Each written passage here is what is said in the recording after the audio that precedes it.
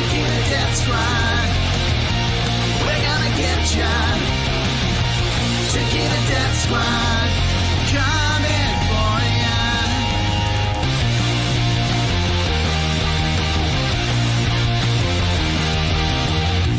Just one court case will never stop us all.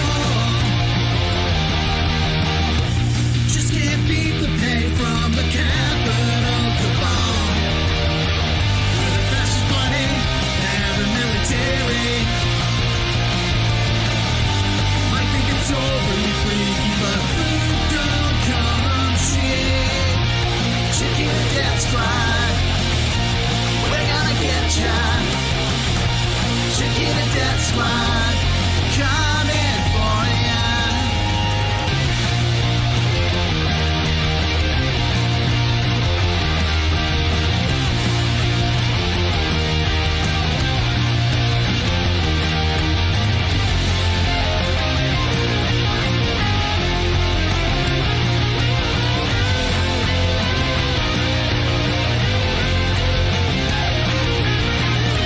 Chiquita Death Squad.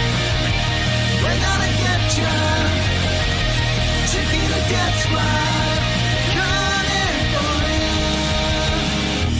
How do you think we get those bananas from the south to your shelf every time of year? Kill the leftists soon as they get elected. They try to do some bitch-ass plan reform like a bunch of queers. You need fiber, so we'll leave no survivors. If that's what it takes to get bananas all the way to Europe and America, Australia, China, the global north of empire, a blood-sucking vampire back. Chiquita Death Squad. We're gonna get ya. Chiquita Death Squad. Coming for ya. Chiquita Death Squad. We're gonna get ya. Chiquita Death Squad. Coming for ya.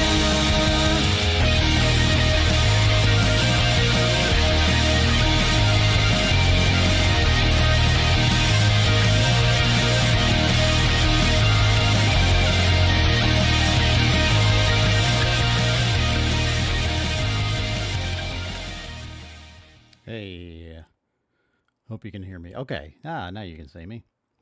Yeah, that's my newest song, Chiquita Death Squad, about the obvious. Um, just had that going for intro purposes. Hope you liked it. I am going to be releasing that soon on Spotify and everything. I was just doing some remixing, some final touches on mastering that son of a gun. So yeah, that's where we are with that.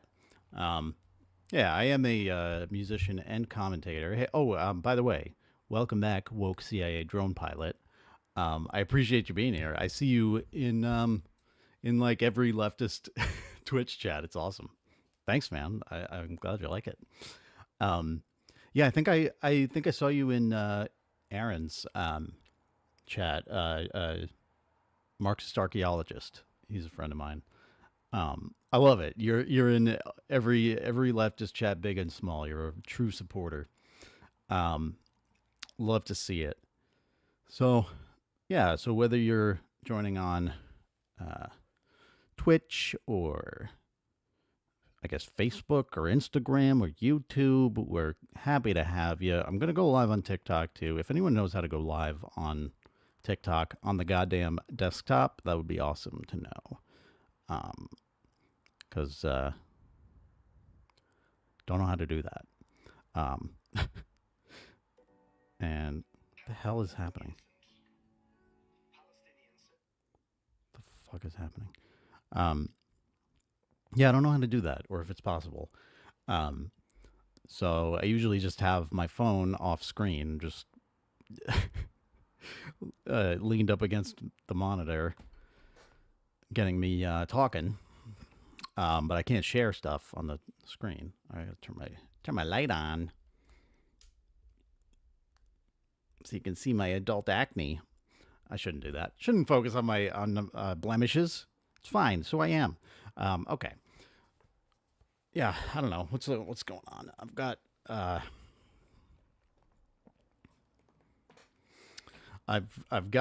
my new Aerosmith shirt on. You can see it well on TikTok, but not on the rest. It's the Toxic Twins themselves, Joe Perry and Steven Tyler. I am a huge Aerosmith fan. It's maybe maybe my most like normie quality, I guess. I like big, obnoxious, fucking corporate heavy metal.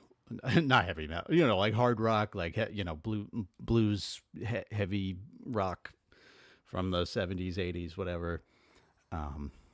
It's just what I like. It's just what it is. And I like plenty of stuff. I am a lifelong musician, and I've got interests that span the genres, but I am very much a lover of Aerosmith. Some of my other influences, maybe you can hear in that song. I like Cheap Trick. I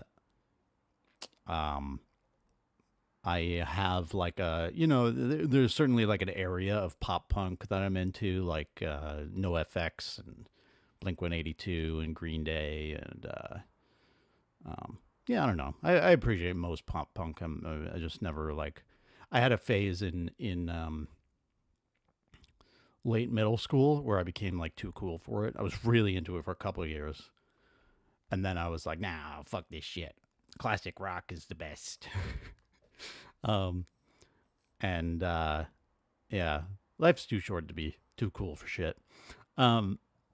So yeah, but yeah, I'm super into pop punk now. I don't know. I grew up playing classical music. I've got maybe I can show it. Got my violin on the wall here. I don't know how high I can go, but right above it is my viola. I was quite a viola player for a while.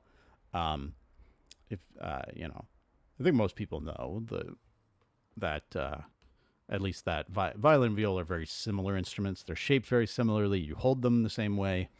Viola is just bigger, and it's got a slightly different range. And it was pretty cool to be introduced to it when I was about 12. My mom had changed from she grew up playing violin and then switched over to being a violist, and now does both. She's a teacher of both, but she I think for her too, she's a fairly tall lady. She's got big hands, and you get to the full size violin, and I don't know if someone's got to make like a custom like big ass violin that's bigger than a full size, but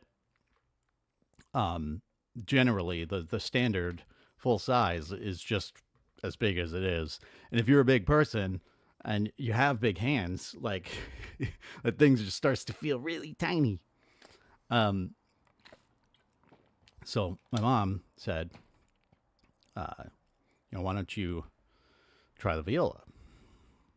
And at that point, I think, this might have been my first year, actually. I went to a music camp in Maine every summer for a while.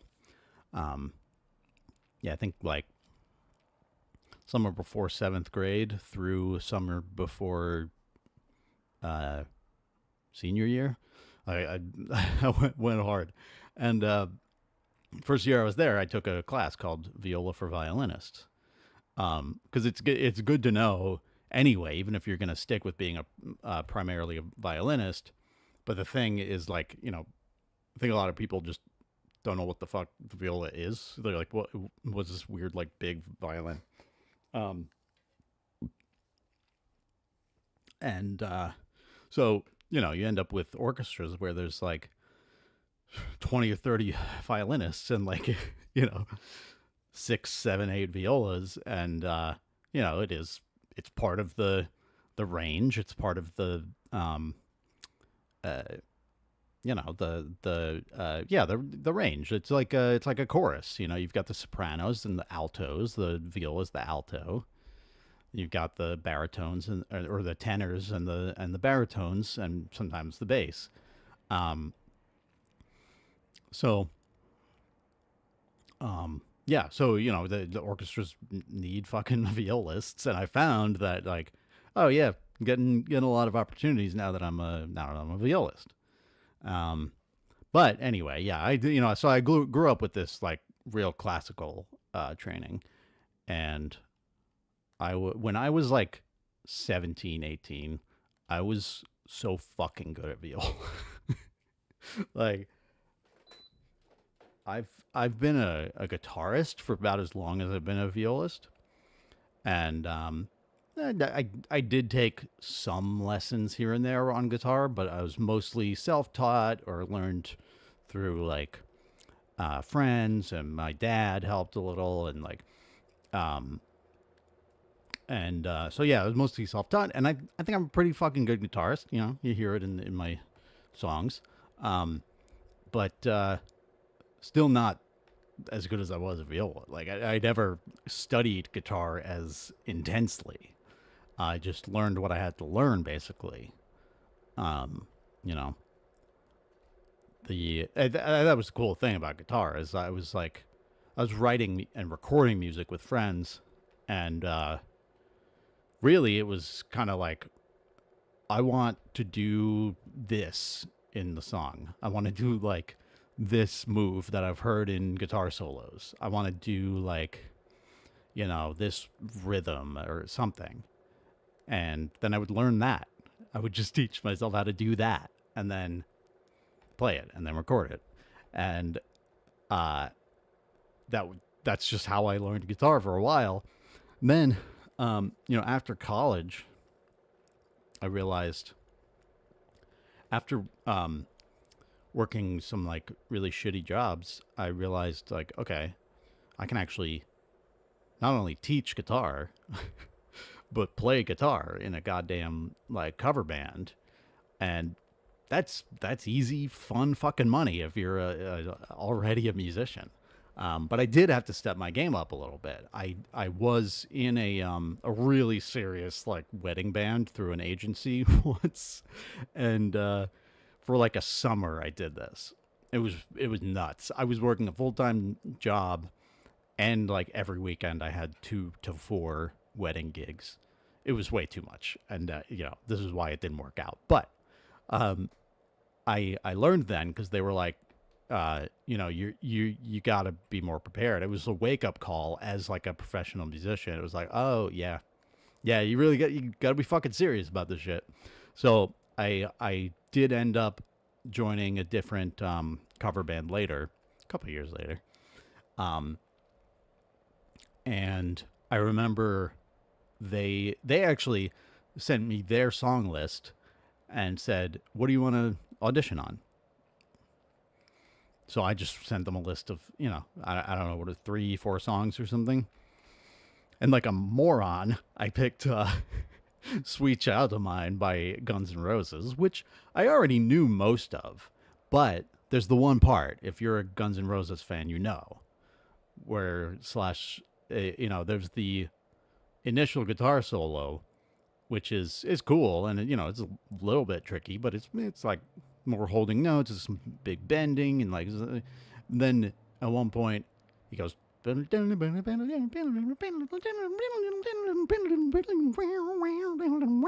right? You know what I mean? And it's crazy. I had always hit a wall at that point in the song, but I guess I was like, well, better challenge myself, and try to impress these people. And I fucking did it. I fucking did it. I just spent like so much time on it, going so slow with every note. And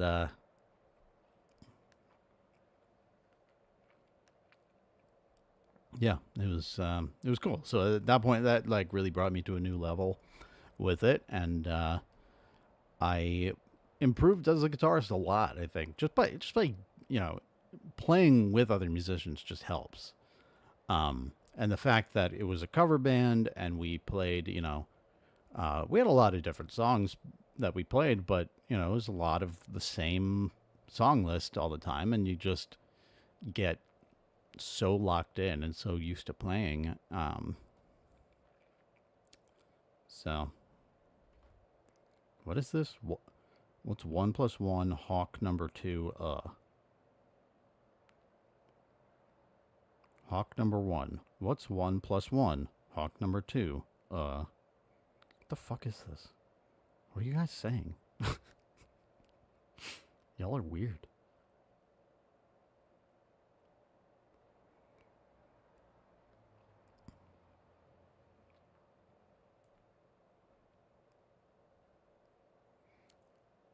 He said Hawk 2 spit on Thang. Ah, yeah, I recognize that too. Yep. That is that thing, someone said. Okay. It was fun. It was fun playing in cover band. There's no shame in that shit. Like, don't, there's, that's the cool thing about music. There's just like, many levels to the music industry, and they're all important. Yeah, I don't know. I had seen a cover band a couple years before that and thought like, man, I should do that shit. I had a friend who did it too.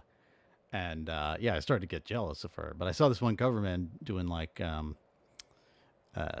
Semi-Charmed Life and shit. And I was like, that looks so fun. I want to fucking do that.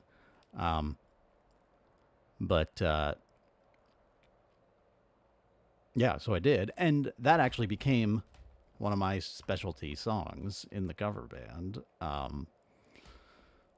had that whole song down at one point. That's one of those, mid to late 90s alternative, like so many words in the fucking song. And fucking nailed it. Fucking nailed it. I also did, speaking of, my boys here, I did Dream On was one of my specialties too. And you better fucking believe I did the Steven Tyler and Joe Perry parts. All right. So, no big thing. All right. I guess let's look at what's fucking going on in the world. Unfortunately, that is what I do. God damn. I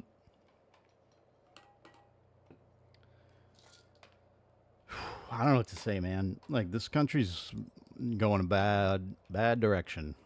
The U.S. If you don't, if you didn't pick up on that. Yeah, it's bad.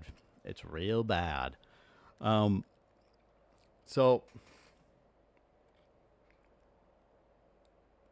I wish we didn't have to give it any airtime, but I do want to talk about this Haitian immigrant shit a little bit.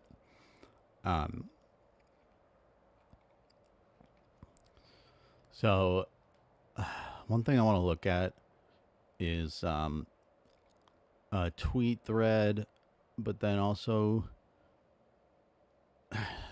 what's his name? Jorkin de Penis Vance. It was on CNN, I guess, with Dana Fash. Basically admitting to making a, or, spreading a lie, spreading a fake story knowingly.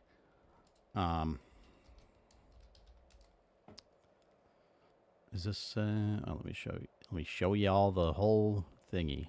Screen capture. There we go. We'll look at that bitch, that fucking piece of shit bitch. I was looking up Hinduism before. I'll actually get into why, but no.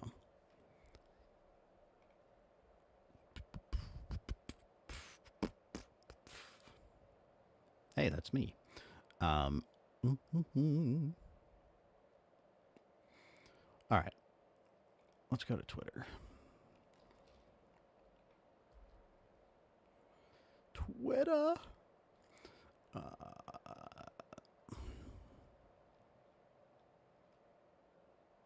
Oh my God. Whatever you liberal chuckleheads do, can you please not rehabilitate Bill O'Reilly? So Bill O'Reilly apparently said 2 days ago, I don't think Obama was a bad president at all. This motherfucker never shut the goddamn fuck up about Obama. He was, if you're young, Bill O'Reilly was on Fox News. He was like the big name on Fox News during Bush's presidency too, but certainly through Obama's as well. He lost his job for sexually harassing coworkers, some employees, really, probably. But he's a real piece of shit. So of course he's back.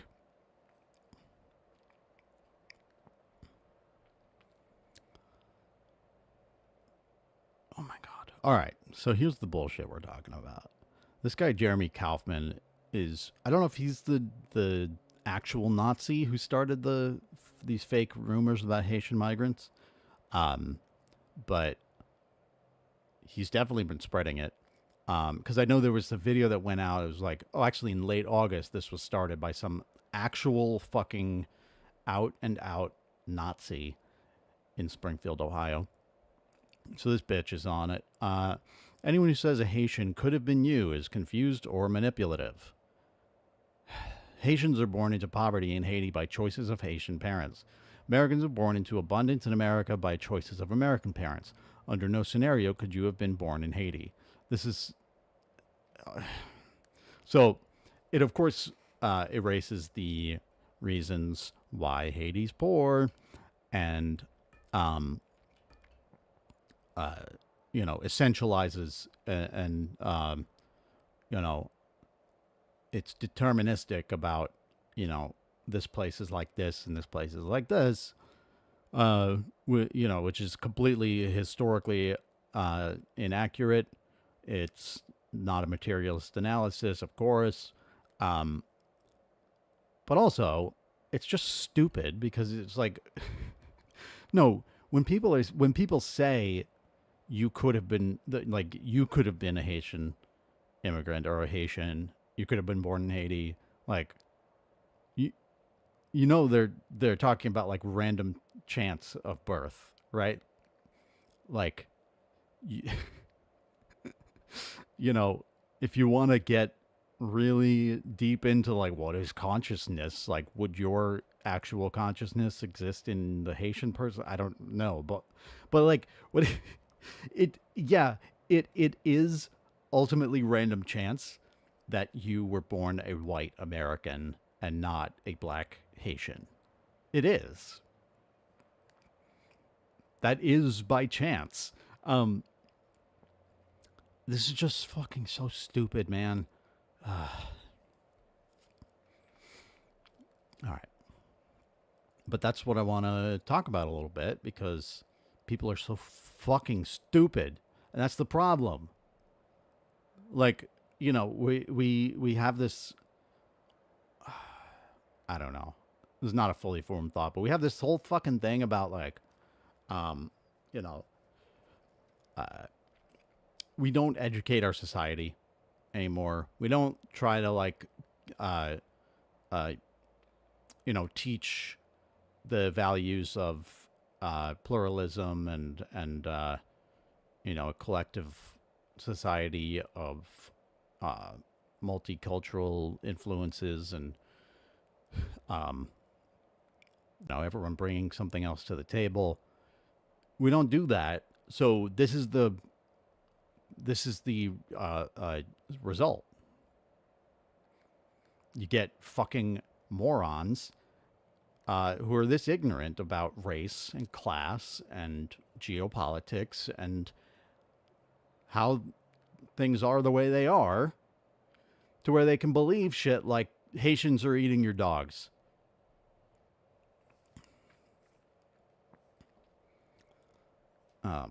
One second, and then I'm just going to get into this.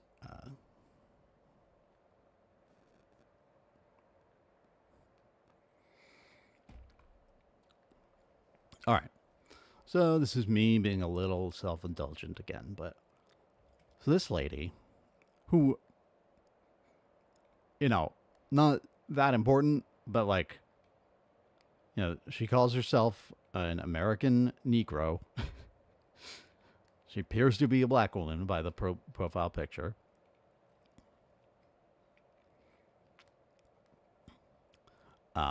Okay. But this is what she said. Does anyone remember America in the 90s, before all the immigrants arrived? I just want to go back in time. Like, this dumb bitch. Like, So, she has 91 in her profile name. So that's probably means she was born in 1991. That's roughly around when I was born. So I'm stepping in. I lived in Queens in the early and mid 90s. One of the most diverse places on earth. At that time, there were tons of new Chinese, Russian, and other immigrants. I had friends of all colors. My mom had students of all colors, and my dad had coworkers of all colors. It was literally fine. All right, so this is my actual memory of living in Queens in the 90s. I lived there from 92 to 97. I was young, but I remember my earliest memories are being a kid in Queens. We lived in Brooklyn a couple of years before that. I vaguely remember. But this is when, you start to form memories. I was, a toddler to,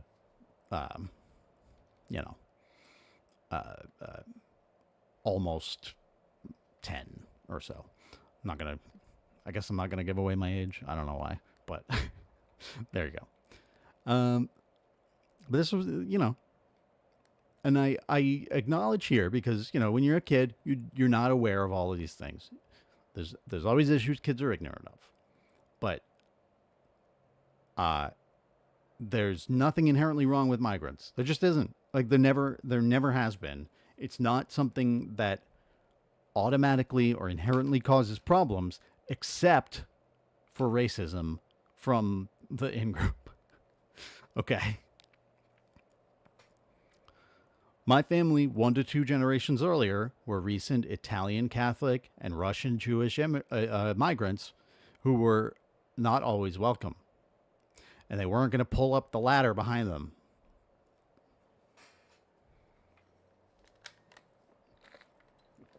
All right. We lived on the same street as my grandparents in Queens. And my grandpa was descendant of Russian Jews who, I think his parents were born in the U.S., but to like recent Russian Jewish immigrants in the, very late 18th, very early 19th century. Or 1800s, 1900s. That's what I meant. 19th and 20th century. All right, so that they were not about that. And my grandma on that side is descendant of German immigrants, German Protestant. Okay, so maybe you can fill in this blank, but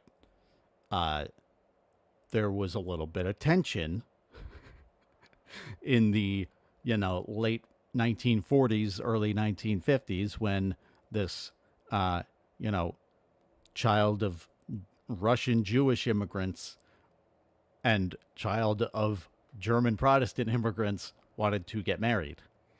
There was a, bit of tension between their families, between their parents.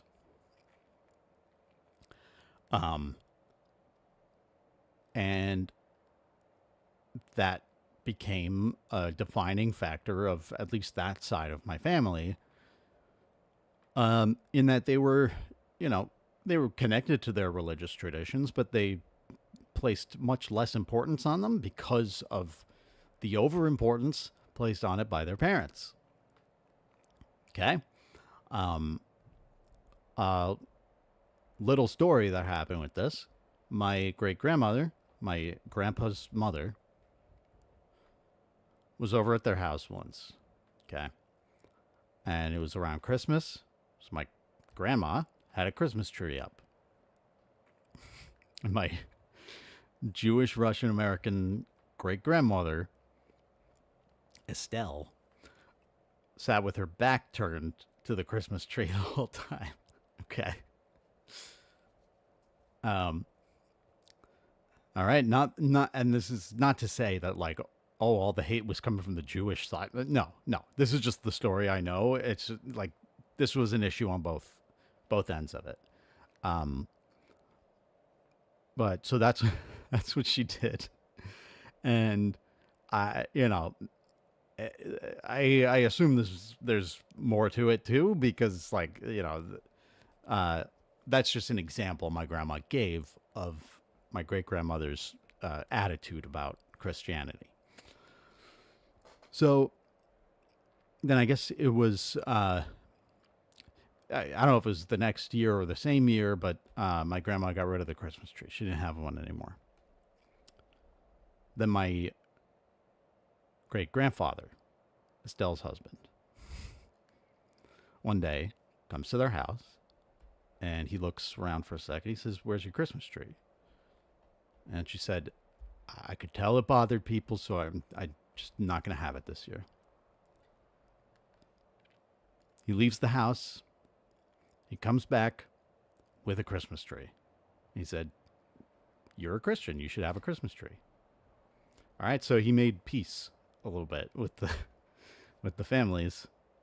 And my grandma and my mom told me this story and said that this is why we don't place so much emphasis on our religious traditions in this family.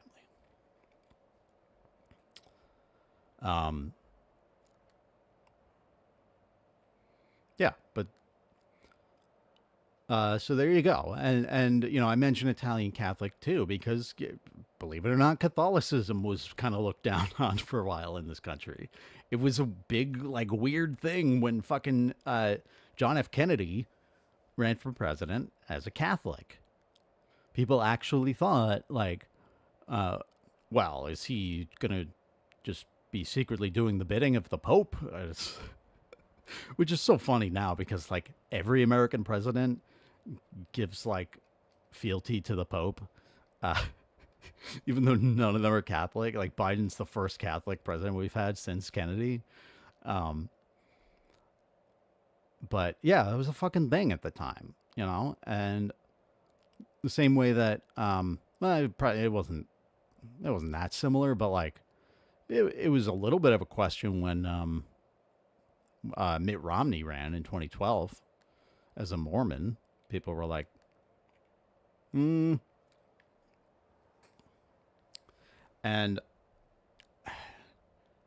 I don't know, maybe I'm too much a product of my time, but like Mormon church is kind of culty, and I wouldn't want the church itself, more than any other church, to have like a huge influence on the president. But there's a lot of other reasons I don't like Romney, first of all, but also he I don't know. Like maybe it's stupid. Like maybe it's the same thing. It's just like, yeah, that's his religion, but like, you know, the evangelical churches I think have the worst effect on American politics. Anyway, let's get back to this.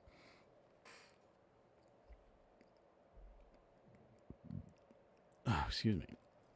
I hate Reagan, George H.W. Bush, and the Clintons. But one thing they usually managed well was they didn't demonize immigration.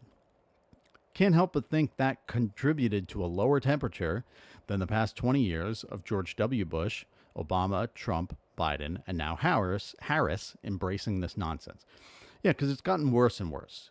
And again, I was a kid, but like I vaguely, I have some idea. I've looked back of the kind of attitudes about immigration under the Reagan Bush years and then the Bill Clinton administration. I actually don't know if Clinton had to like deal with the issue that much, but he wasn't like super anti-immigrant. Reagan and Bush, there's a great clip from, maybe we'll watch it, but there's a great clip from, I guess it's the 1980 Republican primary debates for president. Because Reagan and Bush were running against each other. Bush ended up being his vice president.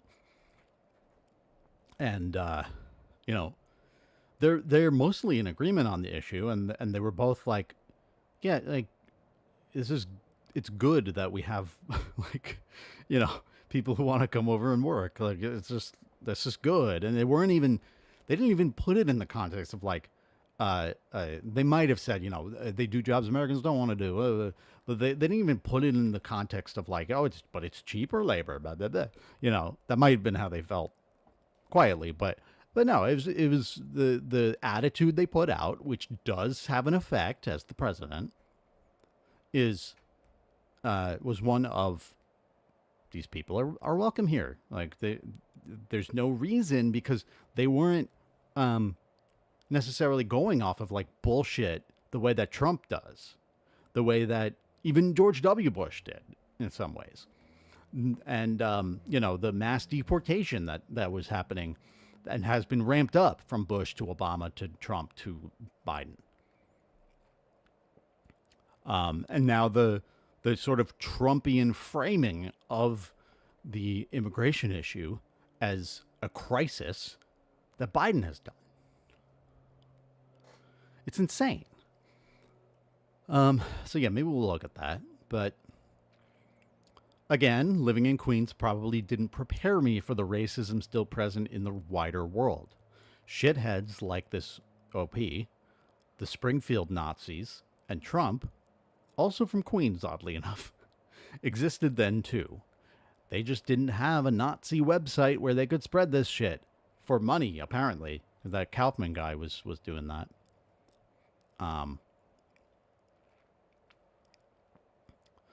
One thing I'm sure of now is the left was absolutely not exaggerating about the virulent racism and white supremacy bubbling just beneath the surface in this country. And now that it's out in the open, the racists are still saying they're not racist. You flew too close to the sun. So yeah, I mean, they do say that. I have seen an uptick in like Twitter accounts who are literally saying like,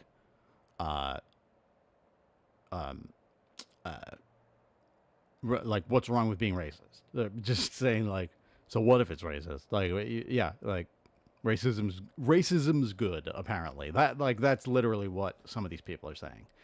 But there is still a lot of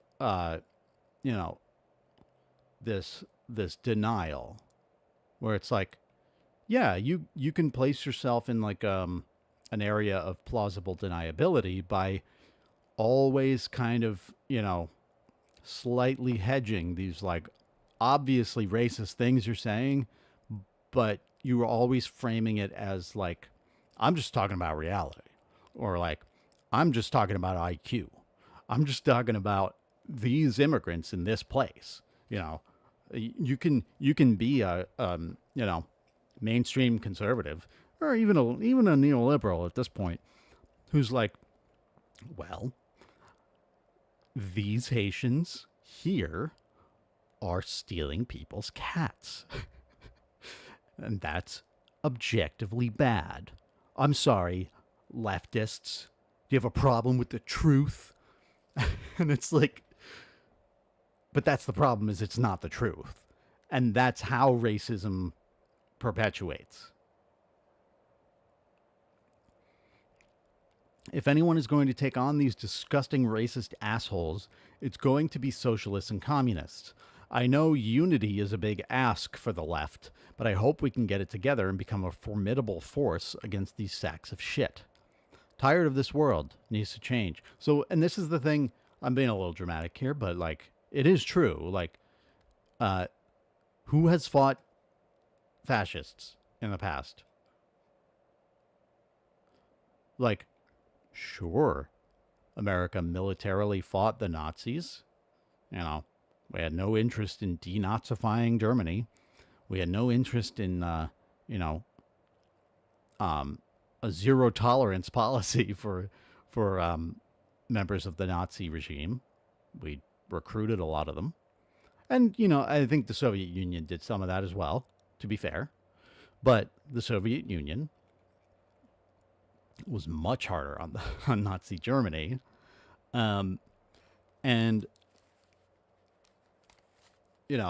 did the work to denazify East Germany, East Berlin. And got labeled authoritarians for it, Meanwhile, the U.S. did all the same shit to socialists and communists, but yeah, it just shows the priorities, I guess. Not that the Soviet Union was perfect and great in every way, but again, priorities.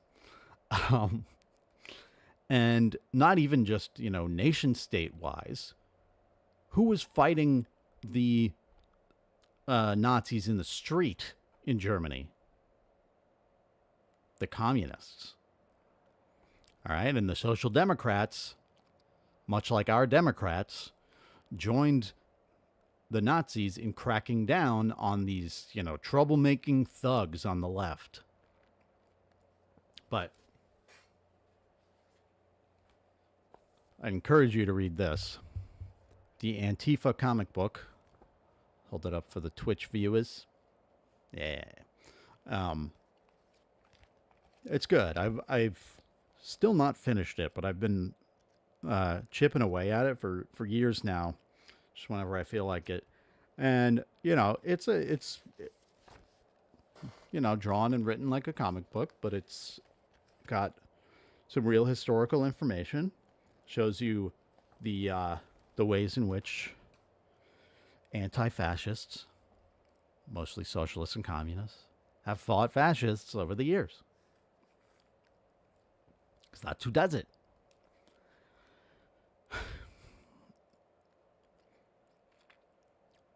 And that's who will do it. And I think we need to do it. Because liberals will just sit there. There's a great quote. Hold on. Fascism.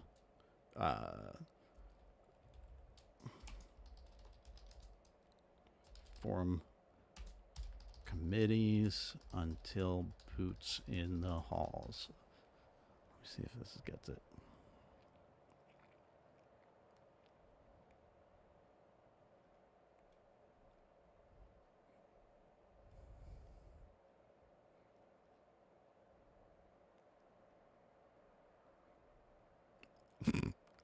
Hoover Institution. Fascism is an ism of the left, not the right. Okay, great. The right is often accused of fascist tendencies. Yes. Maybe Hampton Institute has the quote. There's a quote by a German fascist.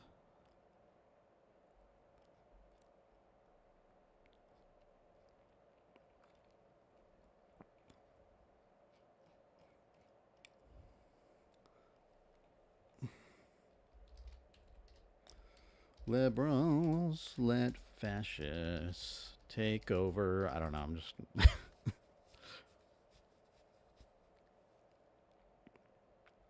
Oh, this is great. The Atlantic, through and by way of NPR. If liberals won't enforce borders, fascists will.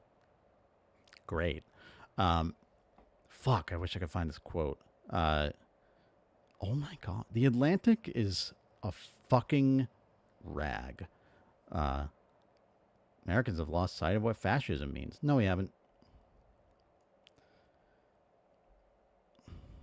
Nope. What fascism really is. Boo. Fuck, I wish I could find it. I'll just summarize it. It's a German fascist, a Nazi, saying, liberals will just let fascists take over. Like, they will form subcommittees until the boots are in the halls or something like that. And like, yeah. It's fucking scary to see it happening again. All right. I need a break. I'm just gonna vaguely say I'm not feeling the greatest today. I'm okay. I'm gonna keep going, but I just need a little break, and I will be back. So let me go play you some Joe Messina.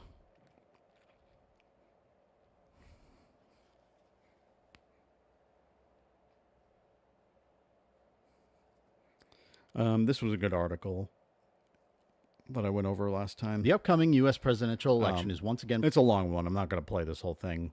But, yeah, TikTok I will be closing, but I will be back. And then for Twitch and everyone else, just feel free to hang out. And I will... I'll just play this, and I'll be back in a bit.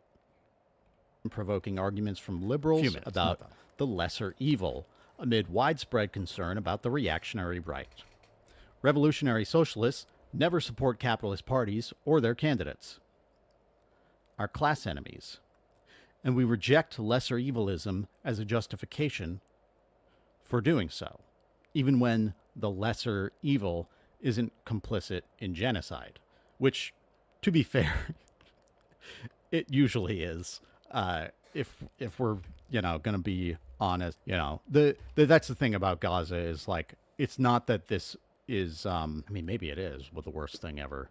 I don't know. It's not that different, I guess, from other genocides and other mass killings in the past. But that's the thing is like, well, it's not that it's that different. It's that we can fucking see it now. And we should be realizing, oh, this is how the system works. This is how we feed the machine. And it's horrendous, and that's why we're fucking Marxists. Yeah, let's drive this home. Revolutionary socialists never support capitalist parties or their candidates, our class enemies. And we reject lesser evilism as a justification for doing so, even when the lesser evil isn't complicit in genocide. Here, we outline the history of this fundamental Marxist principle. And this is an interesting history. Like, I encourage you to look further into this beyond the article. And this is Firebrand, by the way. They're an offshoot of the International Socialist Organization, the ISO. And I guess that org kind of broke up, just dissolved for whatever reason. And Firebrand is, formation of some of their previous chapters. Okay. Joe Biden's withdrawal from the presidential race and the candidacy of Kamala Harris has changed the character of the coming election. Instead of just another in the endless, monotonous slog of election cycles, with the same two candidates reprising the previous contest, this election now has an air of excitement to it. Suddenly, the Democratic Party is actually interested in campaigning. And now this was my point, and it was, the point of the larger left as well, I think, is that, if the Democratic Party wants to have a chance of winning, they got to drop Joe Biden. And just doing that, just having a different candidate, even if it was someone else than Kamala, was going to excite the base. It just was like that. There was no question of that, and that's exactly what happened. And I also would add to that, and I think many did. Giving it to Kamala was a good idea too, because people had already voted for her as the vice president, even though she didn't get any votes in the primaries. But yeah, she was part of the ticket that people were voting for. So just fucking put her up. Like that's people are going to be excited because again, not Joe Biden, not dying. She's right. She's like 60, maybe about to or just turned 60, which is young in American politics. We knew that was going to happen. But now the problem is like they have an upper ceiling because they're refusing to change course on not only Israel, but kind of everything. All right, this new situation provides both an opportunity and a challenge for revolutionary socialists in testing our approach to electoral politics. Our view of elections is not the same as those of liberals or progressives, in which individual voters express their politics by choosing between the available options. True, but and it's going to get into this, but we need to add to the available options. Socialist politics are necessarily a collective effort struggling together to free humanity from oppression and exploitation. We therefore have to make all our strategic decisions collectively and then implement them with the aim of winning liberation. This is what I'm talking about, is getting more organized and deciding as a movement, as an organization, as a party, are we going to run candidates? How many? For, how many positions? Should we withhold a vote from the Democrats and then give it if they do X, Y, and Z? Again, I think we need to add to the list of available options, but I'm one guy. We need to do this collectively. This is the first of a two-part argument about the upcoming election. Part one will place the current election in the context of Marxist politics. The next part will address some frequent objections to the conclusions drawn here. All right, you got to make a distinction. A key component of revolutionary working class politics is consistently supporting the working class in opposition to the capitalist class. We cannot build up one side by giving our support to the other. Fred Hampton once said. Now, if you don't know Fred Hampton and the Black Panther Party, you got to fucking read up on them. They are the hands down the best revolutionary socialist movement we have ever had in the United States. The old Socialist Party was pretty good too, but Black Panthers, man, they did so much. All right, so Fred Hampton said, "But when I leave, you can remember I said, with the last words on my lips, that I am a revolutionary, and you're going to have to keep on saying that. You're going to have to say that I am a proletarian. I am the people. I am not the pig. You've got to make a distinction, and the people are going to have to attack the pig. The people are going to have to stand up against the pig." I love the "I'm the people, I'm not the pig." There's a rap artist named Rebel Diaz did a remix, or he sampled "Which Side Are You On" from the old Union song, and did this awesome, like, there's a couple of features on it too, like it's so good. And there's one verse, one of the guys ends it with "I am the people, not the pig. I repeat after Fred, so please blow my brains out if I ever forget." It's so good, man. I am the people, not the pig. I repeat after Fred, so please blow my brains out if I ever forget. Not long after delivering this speech, Hampton was assassinated in a coordinated effort between the Nixon administration, the Chicago Police Department, and the FBI. A brief thought experiment seems appropriate. Imagine a ballot with 3 candidates: Fred Hampton of the Black Panther Party, the Chicago Police Department, and the Federal Bureau of Investigation. In this election, it should be a no-brainer for socialists to support and vote for Hampton and the Panthers. But what if there were only 2 candidates on the ballot? Would socialists endorse the CPD or the FBI? Those 2 organizations are certainly not the same, and arguments could conceivably be made that one or the other is less harmful. However, they're both obviously They're obviously both part of the repressive apparatus of the capitalist state, and we as socialists have to make a distinction. Foundations of a Marxist approach to elections.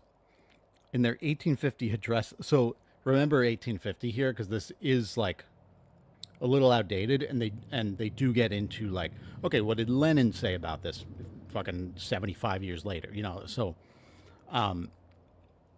yeah, just come along for the ride here. In their 1850 address of the Central Committee to the Communist League, Marx and Engels, writing in the aftermath of the revolutions of 1848, take up the question of political organization and elections, particularly in the context of the rise to power of the German bourgeoisie. Yeah, this is kind of, I believe the like mid 19th century is when you really started to have a German state that was unified as a republic and not a not like scattered kingdoms and shit, yeah, a lot of modern states are like younger than we realize. Even though the civilizations of Europe are so old, it's very weird. They acknowledge that the working class is not the only class oppressed by the state. The petty bourgeois and the peasantry are likewise in opposition. So the question of who to run in elections and who, if anyone, to join forces with is an important one. Marx and Engels argue that workers' candidates must be nominated everywhere in opposition to bourgeois democratic candidates. As far as possible, they should be League members, and their election... See, this is why we need a fucking organization that's big enough. PSL. Join PSL. And their election should be pursued by all possible means. Even when there is no prospect of achieving their election, the workers must put up their own candidates to preserve their independence, to gauge their own strength, and to bring their revolutionary position and party standpoint to public attention. And we do need to do that. I don't think the Green Party is like I don't think of them as a working class party, and I don't think of them as a socialist party. I think that because of that, and just being unorganized, they don't do a great job of this. I think PSL is off to a good start. I think, hopefully we can get better at that. The goal of getting workers' candidates elected is certainly there, but this is back to the article now. But the point is that elections can also serve as an opportunity to present socialist politics to broader layers of the working class. This is also why we need socialists running for everything, not just president, and to gauge what kind of support exists for them. You'll notice that Marx and Engels are not concerned here with, quote, splitting the vote by undermining a bourgeois democratic candidate and leaving the door open for something worse. The focus is on building working class politics and organization through elections. Because that's the thing. If we do that, and this bears out in history, if we do this organization, we can beat the capitalist interests regardless if it's the worse one or not. Just what exactly something worse might look like became clear when Lenin and the Bolsheviks took up these basics decades later. In the 1906 elections to the Duma, that's their, Russian parliament, Russian Marxists had to decide how to address the threat of the violently ultranationalist Tsarist group, the Black Hundreds. The Mensheviks, the Bolsheviks' more moderate Marxist rivals, argued that Marxists should form electoral alliances with liberal groups, specifically the Cadets, a liberal monarchist party, to keep the Hundreds out of the Duma. I'm going to read that again. The Mensheviks argued that Marxists should form electoral alliances with liberal groups, specifically the Cadets, a liberal monarchist party, to keep the Hundreds, that's the far right, that's the far right, out of the Duma. So go ask France how that worked out a couple weeks ago. Go ask Germany how that worked out in 1933. Liberals will betray you. Don't trust the liberals. They will betray you. They're going to betray us. And they do, and they are. We know this. This would have entailed supporting cadet candidates and avoiding splitting the vote by fielding candidates in opposition to the cadets. Lenin identified three problems with this approach. Firstly, would this alliance have actually reduced the danger of the Black Hundreds? Despite their differing politics, both the Hundreds and the Cadets recognized the authority of the Tsar and the legitimacy of the Tsarist state. And that's a problem because the goals of socialism are not compatible with the Tsarist state, and they're not compatible with the modern neoliberal state. With the Hundreds frequently waging bloody anti-Jewish pogroms, right? So that's the far right doing anti-Jewish pogroms with either the tacit or explicit approval of the Tsar, it would have been foolish to expect the Cadets to consistently and directly oppose the Hundreds, right? Because approval of the Tsar, and they respect the authority and legitimacy of the Tsarist state. They recognized it. Making an electoral alliance would have sent the message to the working class that the Cadets could actually be trusted. And they couldn't. And neither could the German Social Democratic Party. And neither did the French fucking center-right party, the Macron's party. If you don't know what I'm talking about, by the way, there was an election in France. There was a parliamentary, national election in France recently, and it was close. But there's a new like leftist coalition, as well as like a center-right coalition, and then there's like a far-right party. So the left coalition got the most votes, but not like an overwhelming majority. But an unmistakable plurality. So there's that. So this put Macron in an interesting position where he's the president of France. They have a president and a prime minister in the parliament, and the president names the prime minister. I believe if you have the majority, 50+%, then he probably has to name the prime minister candidate from that winning party. Technically, I guess he doesn't have to do that if it's just a plurality. But if you respected your fucking voters, and if you, actually wanted to stop fascism and weren't just an anti-left, anti-socialist corporate mouthpiece, you would name the leftist coalition's prime minister candidate. He didn't do that. He named the far right party's candidate. Okay? So not his party, not his coalition that got the second most votes. The far right party, which got way, way fewer votes. Okay? So that's why you can't trust liberals. It would have been misleading the working class movement. Second problem is that this would have effectively surrendered the leadership of the movement to the Cadets. The Cadets were certainly going to be running their candidates, regardless of what the Marxists did. So avoiding splitting the vote would, in practice, have entailed Marxists standing down and endorsing Cadet candidates. Which, it's scary to walk away, but we got to cut ties at some point. Because otherwise we're just doing that. We're standing down.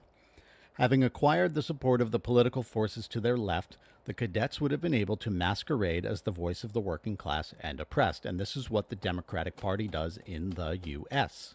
Now, in the 1950s, I think it was the 50s, maybe 40s, maybe a little earlier, there was a law created that union leadership had to sign an oath of anti-communism. Sign an oath that you're not a communist or socialist if you're a leader in a union. There's no anti-fascist pledge, by the way. So there's that. So the Democrats post FDR, when and especially like post LBJ, like started to move to the right on labor issues. They absorbed the labor movement and continued to absorb popular movements. Right, the Democratic Party is often called the graveyard of activist movements or radical politics. This is what happened with BLM. They're doing this with like calling for a ceasefire, right? That's all bullshit, but now they have co-opted that. They co-opted Bernie Sanders. You know what I mean? Like all of this gets rolled in to the big tent, and that's it. These places, these things have nowhere to go on their own. Another one, the Minnesota Democratic Farmer Labor Party, because the Farmer Labor Party was a further left party than the Democrats that was trying to challenge Democrats. Democrats were able to absorb that into their movement. So, you know, I'd say the Minnesota Democratic Party is one of the better, more left-leaning parties, Democratic parties throughout the U.S. And, you know, that might be why, like, there's some good policy in Minnesota. Like Tim Walz is you know, the governor, but it still absorbed a working class movement, and it's not coming back. As Lenin wrote at the time, why should the cadets get to pretend to be Democrats, and this small d Democrats? Rather than taking the opportunity to put forward communist politics, the alliances favored by the Mensheviks would have ceded leadership and political influence to the cadets. And I'll point out, and you know, a lot of people might argue with me and say like, well, the Soviet Union was bad and it wasn't socialist or whatever. I don't think people realize how bad some of these places were before communism, and that these are very, very different places from here. So like, yeah, maybe it doesn't look ideal to you, but it's actually pretty amazing the progress that, you know, Soviet Union and Maoist China and Cuba and Vietnam and all these places made. Okay, we're back. All right, so we wanted to look at the J.D. Vance shit. This stupid fuck. Okay. What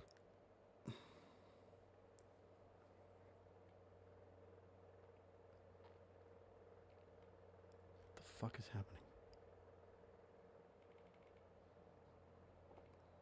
Can't scroll. Okay. They see me scrolling. They hating. Okay.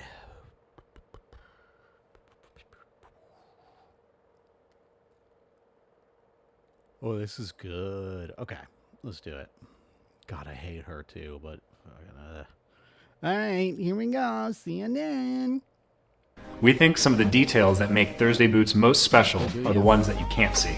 Hey everyone, I'm Connor, one of the co-founders at Thursday Boot Company, and this is our Black Matte Captain boot. Featuring a rich, oil-tanned, water-resistant leather, the Black Matte Captain is a boot that genuinely looks better with age. It's a complete tank. Not only is our rugged and resilient leather highly water-resistant, but it was also... What's up?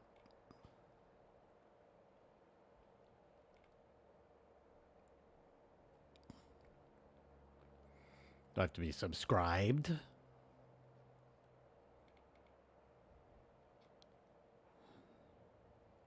Fucking hell, dude.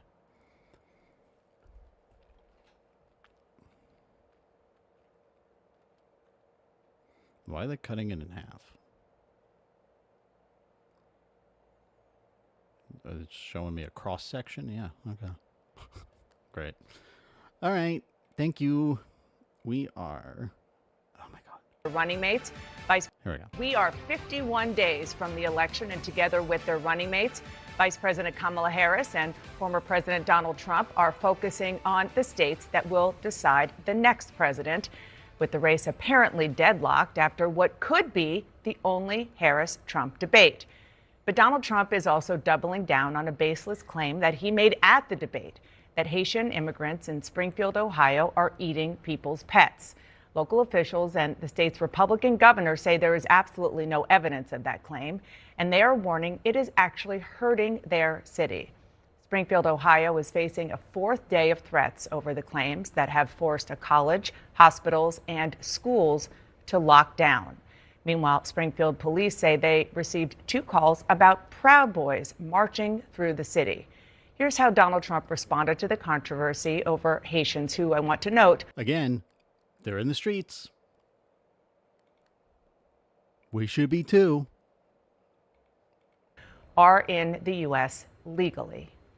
I don't know what happened with the bomb threats. I know that it's been taken over by illegal migrants, and that's a terrible thing that happened. Springfield was this beautiful town, and now they're going through hell.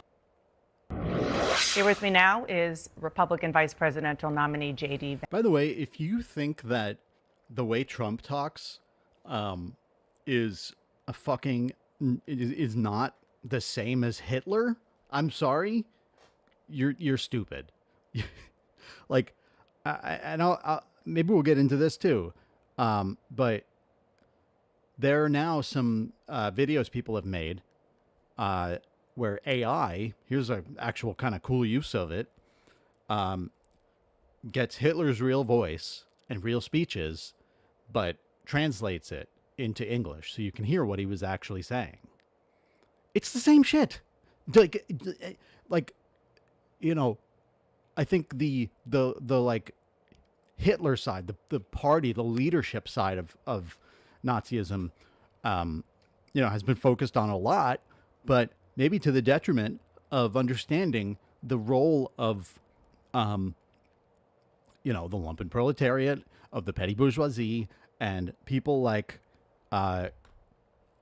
you know, these Nazis who march in the streets and come up with these fucking insane bullshit rumors that make their way up to the leadership. And you see how fast it is now. It's a direct line, you know, possibly because this is where J.D. Vance is from too. But you see how just in a fucking instant, because you've got a Nazi party, you've got a fascist party in the Republicans, you've got a fascist strongman leader in Trump, you've got his lackeys like fucking J.D. Vance, whoever else, Tucker Carlson, Cat Turd, whatever. But speaking of Twitter, you have the you know, the backing of a major capitalist in Elon Musk and his you know, media platform. It's a news media sharing site, right? It's different from like Der Stürmer was like a fucking newspaper back in the day, but this is where this is the media we have now. So that's what's going on, and you need all of those levels. Vance, who represents Ohio in the U.S. Senate. Thank you for being here, sir. So the mayor of Springfield, Ohio, Rob Rue, said, quote, all these federal politicians that have negatively spun our city, they need to know they're hurting our city. And it was their words that did it. Before Donald Trump talked about eating dogs and cats on a debate stage, it was you, Senator, who first elevated this baseless rumor. These are your constituents. So why are you putting them at risk by continuing to spread claims about Haitian immigrants, despite officials in your state saying that there's no evidence and pleading for you to stop? Well, Dana, first of all, what's putting the residents of Springfield at risk, which was a town completely ignored by the American media until Donald Trump and I started surfacing some of these concerns, is that they can't afford housing, they can't afford health care. The schools have been overwhelmed, the hospitals have been overwhelmed, and they're overwhelmed because Kamala Harris allowed 20,000 Haitian migrants to get dropped into a small Ohio town of about 40,000 people. I love how they talk about Kamala Harris as if she's the president now, because they can't, like, they can't really talk about Biden because they're not running against him. So they just have to sort of pretend Biden doesn't exist and that it's all Kamala. I mean, you know, I think that Kamala's policies will be likely the same as Biden's, but as Trump's, yeah. But the same as Biden's. So, you know, I get that, but they don't even explain that. Like, they just say this, and it's obviously bullshit too. Like, this is not like, this is not real, and to the extent that any like, you know, overwhelming of hospitals or housing systems has happened, it's not, you know, because because of migrants and because Biden loves migrants so much. It's because we don't invest in those things in the U.S. people, and it's completely overwhelmed the services. Now, you ask, why have I talked about some of the things that I've been talking about? Let me just say this. My constituents have brought approximately a dozen separate concerns to me. 10 of them are verifiable and confirmable, and a couple of them I talk about because my constituents are telling me firsthand that they're seeing these things. So I have two options, Dana. I can ignore. What are the real ones? What are the verifiable ones? What did they say? What's actually happening? How did you gather the information? Like what do you know? Like, this is fucking insane. Them, which is what the American media has done for years to this community, or I can actually talk about what people are telling me. And of course, many of the things that the media says are completely baseless have since been confirmed. For example, I was told, Dana, that by the American media, that it was baseless that migrants were capturing the geese from the local park pond and eating them. And yet there are 911 calls from well before this ever became a viral sensation of people complaining about that exact thing happening. So my attitude is listen to Show us. my constituents. Sometimes they're going to say things that people don't like, but they're saying things that people don't like because their town has been overwhelmed, and it's my job to try to fight for them and to protect them. Kamala Harris opened the border, and now these people are suffering. That's what I'm focused on, Dana. Senator, I have to go through several things that you just said. First of all, the Clark County Sheriff and the... I love how she lets him say all of them uninterrupted for, what was that, 2 minutes? Minute and a half uninterrupted, just like, okay, yeah, get all of your lies out, and then we'll go over, like, fuck you. Just, like cut them off. You have to cut these people off. You have to see Stephen Miller and who was the other one? Someone else too, but like they were approached by some journalist, and he was actually like challenging them, and they were so mad. They were so mad. They're such fucking babies. But you got to do that to this fucking baby-faced loser. Ohio Department of Natural Resources reviewed 11 months of 911 calls. They only identified 2 instances of people alleging Haitians were taking geese out of parks. They found 0 evidence to substantiate those claims. Also, other evidence that you have talked about, even you've retweeted alleged evidence, are unsourced social media videos from a different city, apparently no connection to Haitians. And this is from a conservative activist who offered a $5,000 reward for such things. And then going just backly to the schools and the hospitals and so forth being overwhelmed, nobody is disputing that the town of Springfield, Ohio, needs help. But you're not just a bystander. You're the senator from Ohio. So it'd be nice to verify that shit too. Like, she's saying no one's disputing that the town needs help. Like, okay, do they? Like, tell me about that. So instead of saying things that are wrong and actually causing the hospitals, the schools, the government buildings to be evacuated because of bomb threats, because of the cats and dogs thing, why not actually be constructive in helping to better integrate them into the community? Because there are a lot of employers there who say that the Haitian workers are helping fill jobs that they need desperately filled.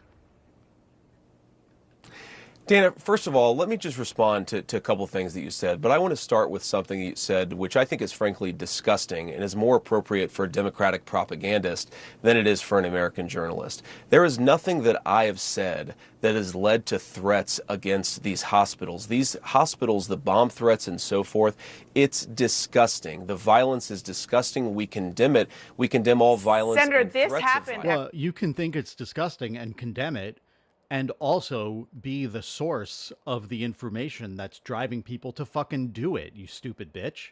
After you and But to President say, Trump no, were Dana, on no, the Dana, on the to debate say, stage, said Dana, that cats and dogs you were asked, being you eaten. asked a question, And Dana, and after I'm going to that- go ahead and answer it. But What after we that, said, they were what threatened. we have said is that this town has suffered terribly under the policies of Kamala Harris. Now, How? you just accused me of inciting violence against the community when all that I've done is surface the complaints of my constituents, people who are suffering because of Kamala Harris's policies. Are we not allowed to talk about these problems because some psychopaths are threatening violence? We can condemn the violence on the one hand, but also talk about the terrible consequences of Kamala Harris's open border on the other hand. Now, let me just fact check a couple of other things that you said, Dana, because it's important. You said that all of these migrants are in the country legally. They are in the country through what's called temporary protection. True, Biden is likely not making any decisions. Yeah. He's at least being prodded towards making final, calls on things. Yeah, dude is lost. It's so great. I can't believe he didn't step down, to be honest. I mean, I think that I almost think that would have been ideal. Like, let Kamala be like, hey, I'm taking over and campaigning at the same time, and here's how I'll I mean, it would be ideal if she was going to change anything, but I guess she probably won't. So, never mind. Protective status. Right. That is when Kamala Harris waved a magic amnesty wand, taking people and giving them legal status. That is not to say that they're here legally. That is a terrible indictment of her amnesty policies that have further opened the border and further but it's caused not illegal. You terrible might- Yeah, I don't know if that even counts as amnesty. I think it was probably just fuck, what do they call it? Refugee status. It was asylum. Yeah.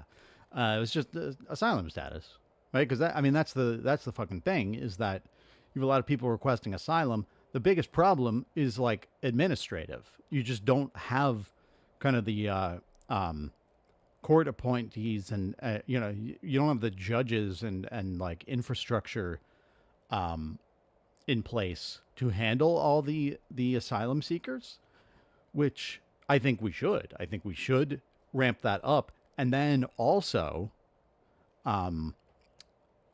change our foreign policy to maybe reduce the number of asylum seekers. Like, not that we can't handle it. I think we probably could absorb most of anyone who wants to come into the U.S. But like,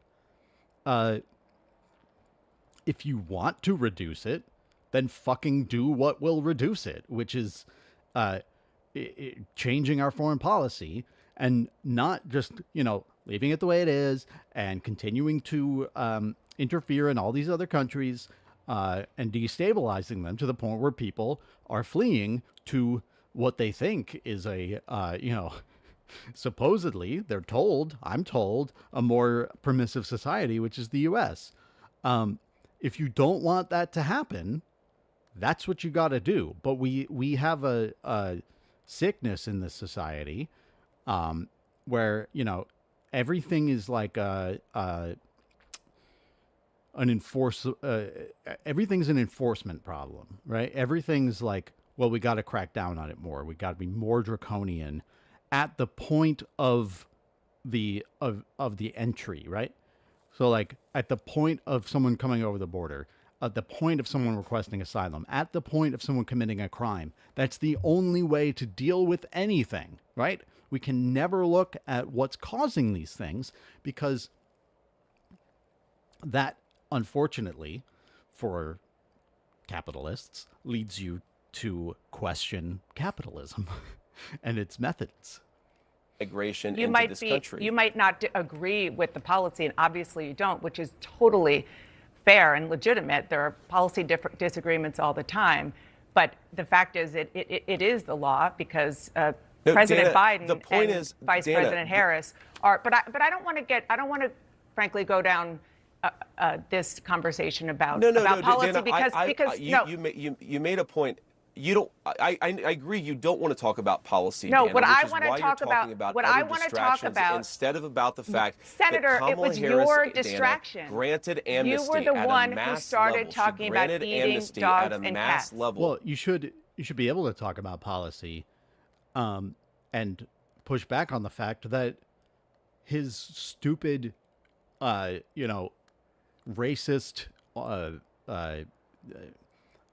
non-materialist view of the policy is inaccurate. You were the one who Dana, brought this my up. constituents The president were the said it ones to who talked about 60 eating million dog and people. cats, and I talked about it because you were ignoring this community. My constituents talked about Have it. you and been it is to my Springfield? responsibility to surface their concerns when the American media Have you been to ignores it. Springfield? Dana, I've been to Springfield probably 100 times in my life. How about I've taken my recently, children since to you've get heard ice this? cream at Young's Jersey Dairy. Have you heard recently since you've Have I been in gotten the these last? calls? Have I been in the last 4 days? No. No. God, it's so funny when like outright fascist, extremely online incel fucking weirdo dorks like JD Vance try to just shoehorn in the regular politician bullshit. It'd just be like, well, great small business owners like Jersey's Dairy or whatever the fuck he said. Like, dude, you're not doing small business. This is the backbone of our society shit. All right. You're literally Goebbels. All right. No, I haven't talking been in about the last 4 days, but I've since talked you've to a lot gotten of these people in calls from the Springfield, Dana, constituents. and they're telling me this stuff is happening. Dana, would you like to ask me questions and then let me answer them, or would you like to debate me on these topics? I noticed that when you had Kamala Harris and Tim Walz, you gave them multiple choice answers to the questions that you asked, and you allowed them to answer the questions. Oh, shut up. I'm happy to be here to talk about policy, but if you're going to interrupt me every single time that I open my mouth, then why am I even doing this? So please ask a question, and I'd ask you to be polite enough to let me answer it. Yes, I am, and I think that if Kamala Harris and Tim Walz were making unsubstantiated claims that had racist undertones about people eating dogs and cats, I would, and they didn't answer the questions about that, then I would have similar interactions with them. As you know, I am very grateful that you come on the show, as I am for other Republicans. But this is something that you're hearing from constituents. I did a lot of reporting. I talked to people in Ohio over the weekend, and they're really worried about these claims. The policies, yes, I am agreeing with you that what I heard is that there is concern that these migrants, there's a lot of them, and the integration isn't being done fast enough and well enough. And that's a totally legitimate conversation. But there are other conversations that are happening. Yeah, I mean, that might be fair. It does sound like a lot, right? Like, what is it? They said maybe now it's 150,000 or so is the population of Springfield, and 20,000 of that is new migrant communities, and it's okay, I mean, sure, that sounds like a lot of people to introduce into a place that would notice that amount of people. You know what I mean? Do that in New York City. And people make these claims about New York too, but I would imagine for the most part in New York City, you wouldn't really notice 20,000 people being added unless you're in specific places. But sure, if you're in the town of Springfield, Ohio, maybe you notice that. And who knows? They say well, a lot of these migrants are doing important jobs that we need done, blah blah blah. But maybe not all of them. Maybe not all of them have been able to find work. Maybe there's more work in some neighboring town that you should actually relocate some of them. I don't know, but yeah. So okay, fair. Maybe there's a conversation to be had, but we're talking about people eating dogs and cats, which is not happening instead. So we're moving rapidly towards pogroms.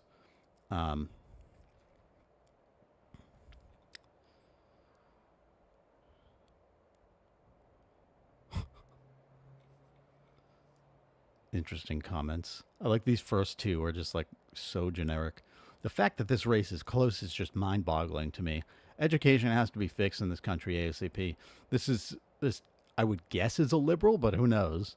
This person, true leadership isn't about power, it's about service. Again, probably a liberal. Weirdly vague. The husband and wife asked for him to apologize for politicizing their son. He did not do it. Shows lack of character. Oh yeah, that's true. And I think that is in part 2 of this. Let's go on to that.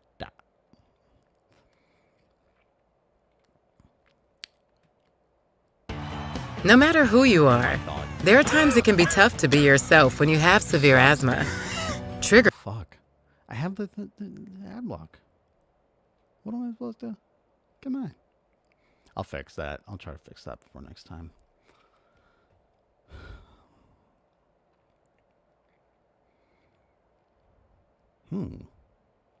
Maybe I should take Tezspire for my asthma. What is this fucking AI ass shit animation fucking thing? Like, it's so transparent. They just don't want to like pay actors anymore. Like, could you show me real people or like real animation? Like, all right, here we Some go. of the details. Oh my god, the shoes again. I'm gonna fucking lose it. All right.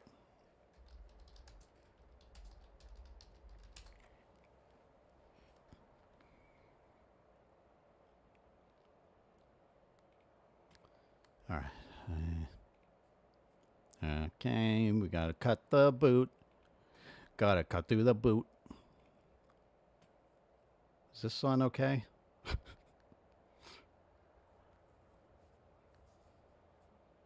Add aware private. I probably should not have downloaded that. All right, we'll come back to that. Boots. Thursday boots are built to last and get better with age. So whether it's commuting to work or a night out on the town, travel, adventure, you can count on this boot to get you there, and you'll be able to stand confidently wherever your day takes you. That's a funny that's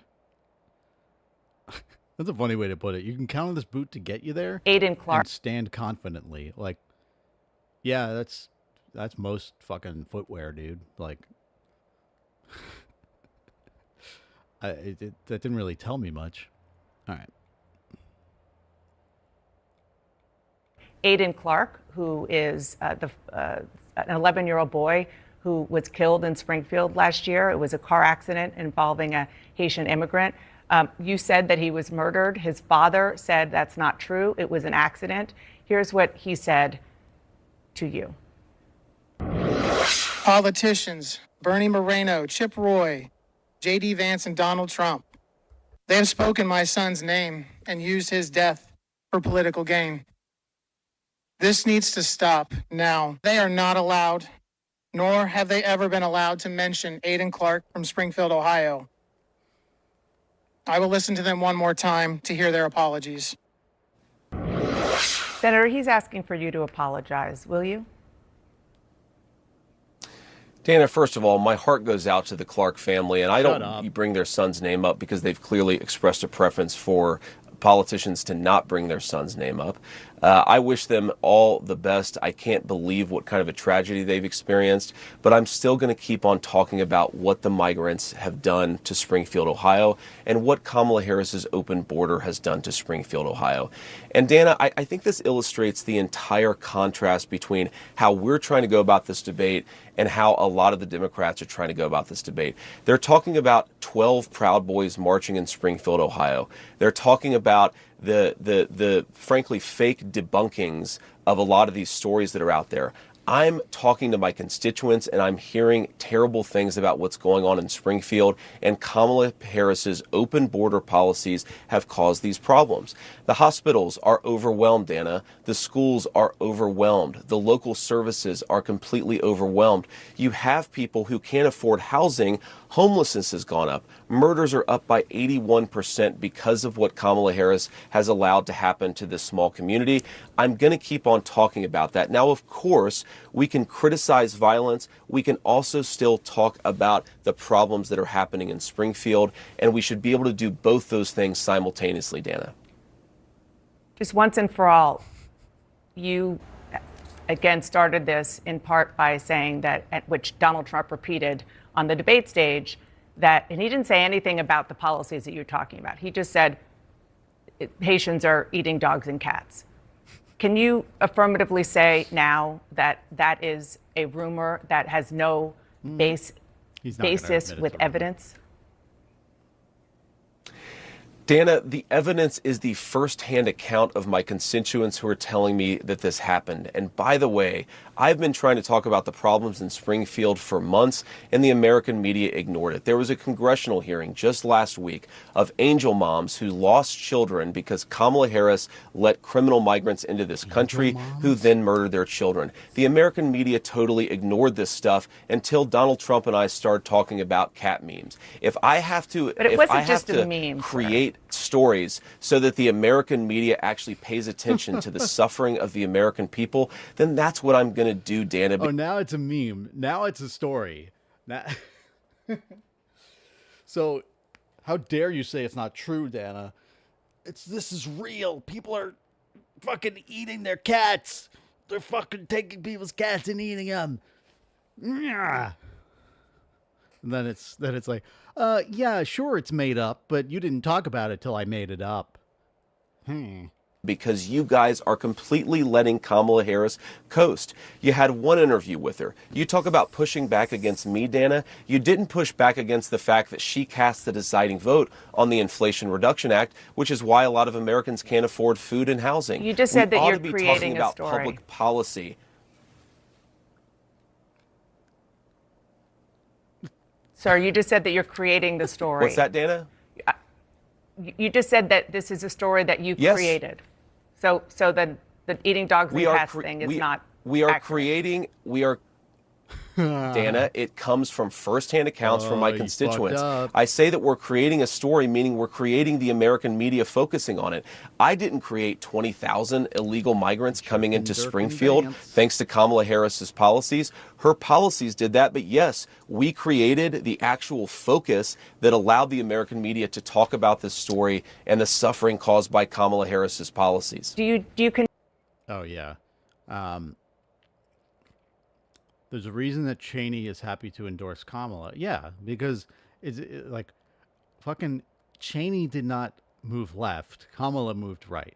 That's what I've been trying to stress, is that we need to understand the Republicans endorsing Kamala is because they see that, okay, this Democrat, like this Democratic Party is maintaining empire, at least, mostly the way I want to, but in a way that brings, more stability, whereas Trump just represents chaos to them. That's why they're endorsing them. It's not like putting country over party or fucking any of this fucking lofty ass bullshit that liberals say it is. With the ever-shifting rightward discourse, Dems will be proposing AI-powered machine guns on the border by the end of the decade. Yeah. I mean, look at shit that they're introducing in Israel. All right. And the really dark fucking thing about Israel is they will introduce weaponry that they sell. Like they sell weapons too, and they profit that way. Some of it's their own development. Some of it is what they get from the U.S. But they will market these weapons as battle tested, because they're used on fucking Palestinian children and civilians.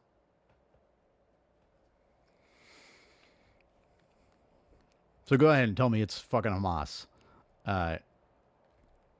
Yeah, but they introduced a drone. There's like an automatic drone that with like AI targeting and firing capability. Yeah, there's like totally new. This is recent. Woke CIA drone pilot said this lady is a liar, Dana Bash. She didn't ask Kamala or Walz about the racist lies they've told to justify the ongoing genocide of Palestinians. True. Yeah. I mean, it's fucking insane. She's been, Dana Bash has been so bad on Israel. Like, she is so in the bag for Israel's fucking propaganda. Just look up her interview with Pramila Jayapal, the chair of the Progressive Caucus in the House. Like, she was ignoring Pramila Jayapal's focus on the rampant deaths of civilians, and just kept trying to bring her back to the fucking, even at that point, I think, disproven lies about sexual violence on October 7th.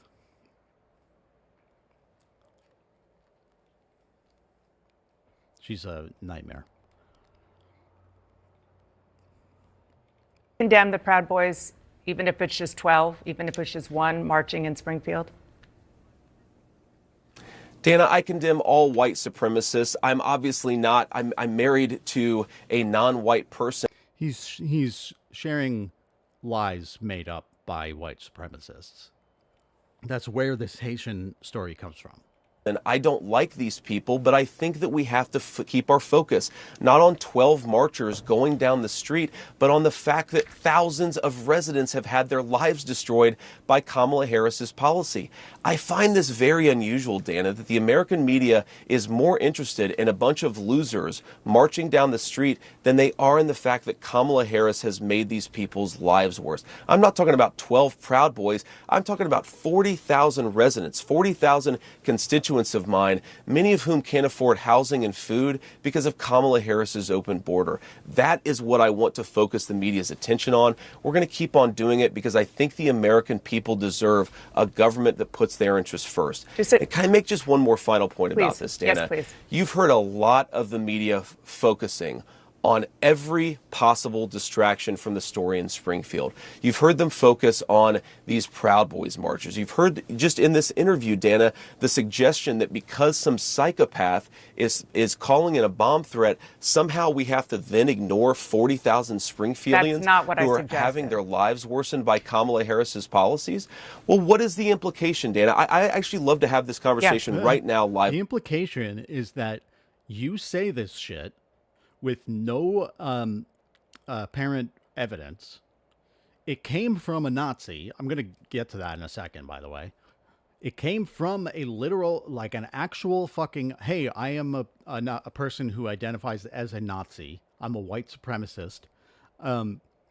And the result has been violence and threats of violence against Haitian people. It's wrong. It's incorrect. I mean, it's hateful, and it's creating new problems, real problems. And you go, well, that doesn't mean I shouldn't talk about it. That's the fucking implication, you stupid fucking piece of shit. On air. Right. What is the implication when you say you calling out these problems has caused a bomb threat? You accused me of causing a bomb threat. Doesn't that mean you should shut up about the residents of Springfield? Don't you realize you're engaged in basic propaganda? No, it means you should fucking watch what you say because you're a public figure, you stupid asshole. It means that you have a responsibility to tell the truth to the public. You have a responsibility to verify information that you go and share. Because, yeah, you did cause bomb threats. Like, sorry, if you didn't mean to cause bomb threats, like, too bad, you did. So what are you going to do now? What are you going to do about it? Silence the concerns of American citizens? I was quoting the actual mayor of Springfield, Ohio, begging after the bomb threats, begging federal officials, you, to please stop putting negative attention on his city. And I'm not talking about the policies. I'm not talking about the very real challenges that Springfield has. I'm talking about baseless rumors about Haitians eating dogs and cats. And that, after that was said on a debate stage, that is when these bomb threats started. And that is a fact. Senator, I just want to move on. I have two other quick issues separate from this that I want to talk to you about. Dana, go ahead. Again, please go ahead. I think this is actually an important conversation. Okay. Look, the Springfield mayor, he's dealing with a lot. Gotta love a motherfucker who stalls with that shit. I think this is an important conversation. Well, then shut the fuck up and have it. Of terrible things. I certainly sympathize with the guy, and we're going to try to help him out. But he did not accuse me of inciting a bomb threat. He just didn't. And if we're going to take the firsthand accounts of people who are on the ground in Springfield, why don't you bring on some of the people on your program who say that the migrants are eating their pets? You're applying a double standard here. You're saying if one person accuses J.D. Vance, I'm going to take that person's word as the gospel truth, you have somebody even whose if you name misrepresent it. If you have another person who's saying they're eating the cats, you're going to completely ignore them, attack them, silence them, and harass them. That double standard is why that people don't trust the media and why we're not talking about public policy 51 days out from a presidential election. Okay.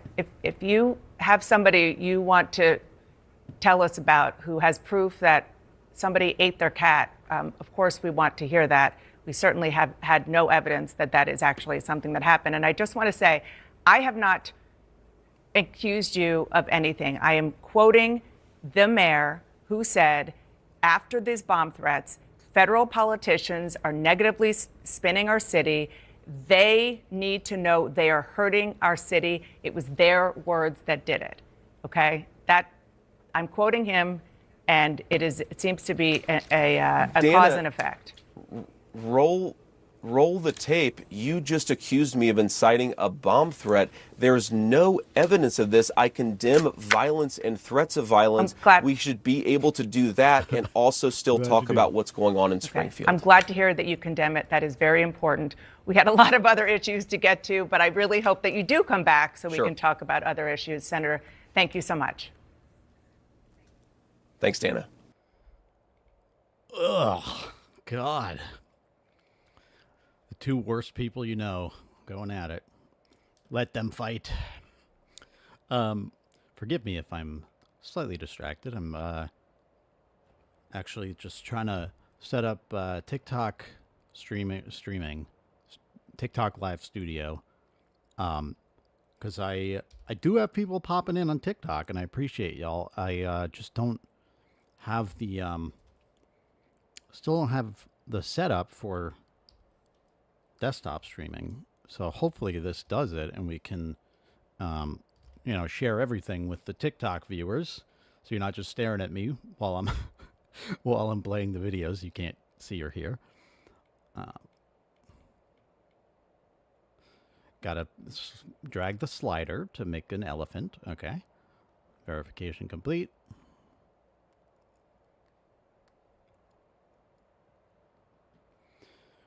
Oh yeah, this sucks, dude.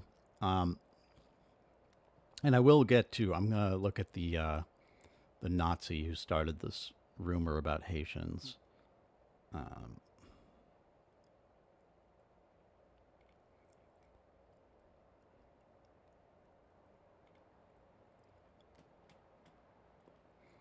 All right, we're going live. We're going live. Let me turn off my mobile live.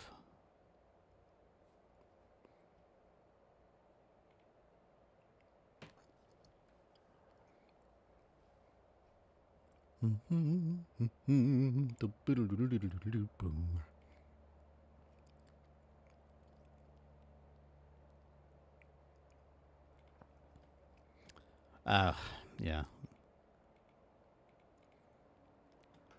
All right, that's going to take some setup. I'll go back to that. Wait. Okay. All right. Yeah. I'll do that later. We'll get it for next time. So let me pull this up. Haha. Oh, there it is. All right. So, how a neo-Nazi helped kickstart the right-wing anti-Haitian migrant panic. Oh my God. All right.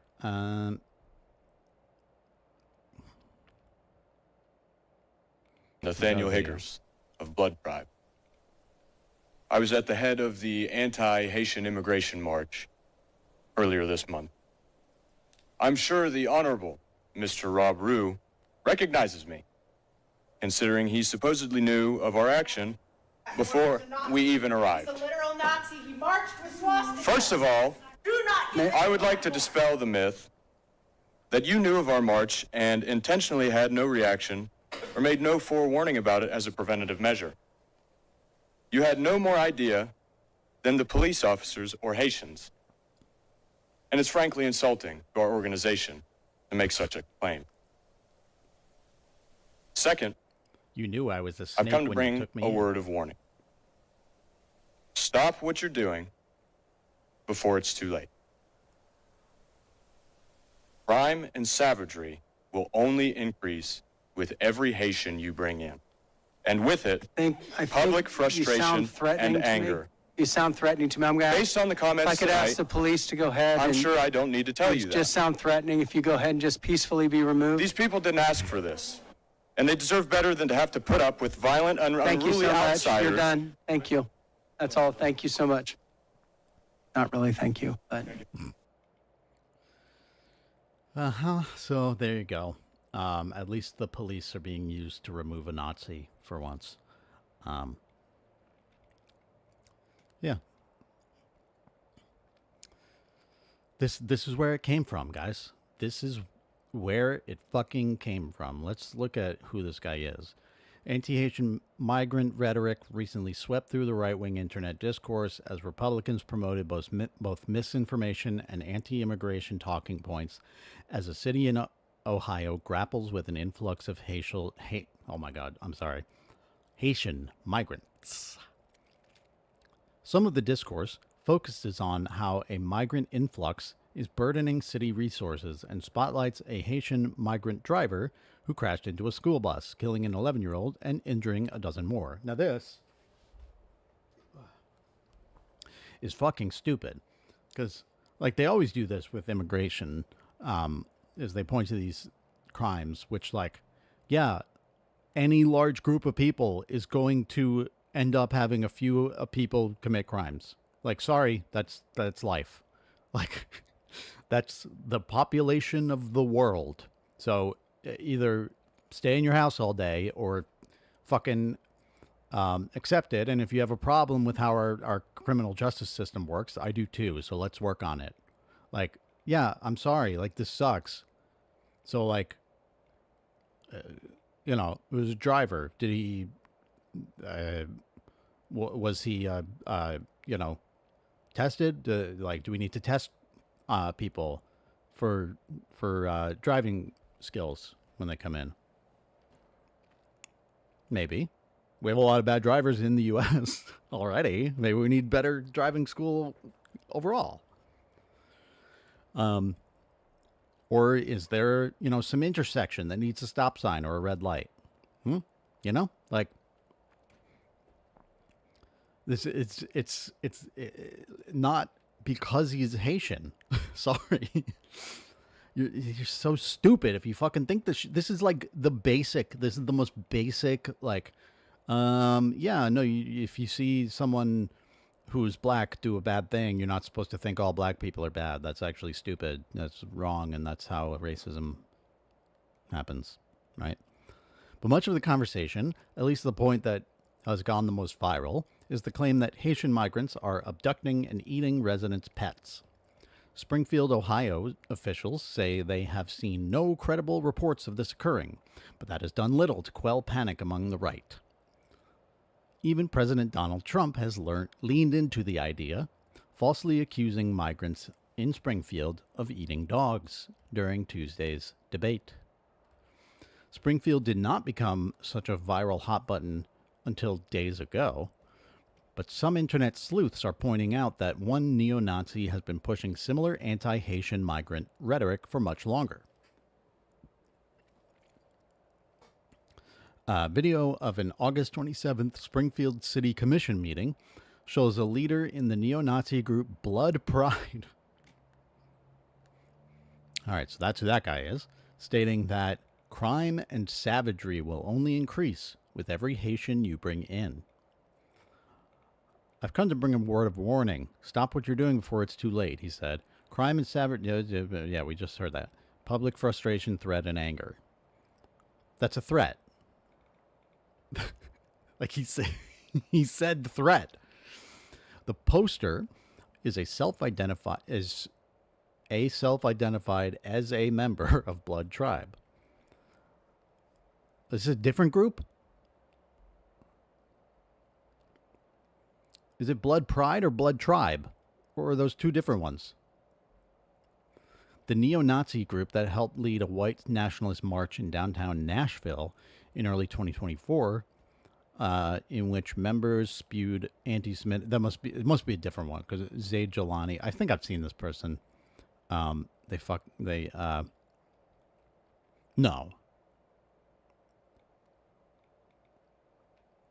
I don't know. I don't think Zaid Jilani is a Nazi. That's so weird. Was that just a typo? Okay.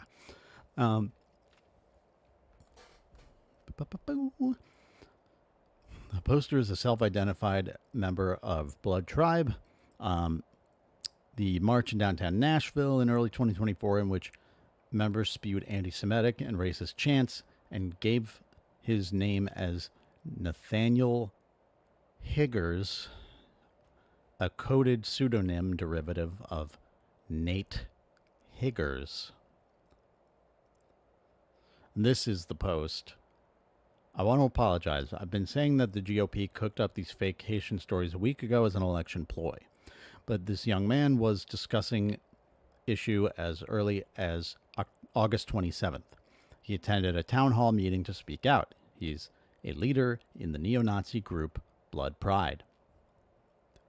According to the Haitian Times, his statements at the meeting prompted growing concerns about racism and xenophobia in the city. Internet sleuths have accused him of participating in a number of white nationalist marches and being a right-hand man to the Blood Tribe leader, Christopher Polhouse, whose beliefs, per the Anti-Defamation League, include exalting Hitler as a deity. Now, the Anti-Defamation League is not the best organization. They are headed by Jonathan Greenblatt, I think is his name, and he's a really disgusting Zionist who has promoted lies about Palestinians and pro-Palestine protesters in the U.S. That's why the Anti-Defamation League is often referred to as the Apartheid Defense League. But, you know, in this case, I do agree with them that this guy, with the name Polhouse especially, is pretty awful for exalting Hitler as a deity. One internet user alleged that he was involved in an assault against a Nashville march passerby. He was immediately escorted out after making the anti-Haitian comment, as one official deemed it threatening. He literally made threats. Other meeting attendees appeared to protest the appearance, with one woman shouting at him and others leaving as he began to speak. But now, left-wing critics are accusing Republican vice presidential candidate Senator J.D. Vance and others of parroting a Nazi talking point. A Nazi's talking point. They are. They are. Like, can we just look at how we talk about... like,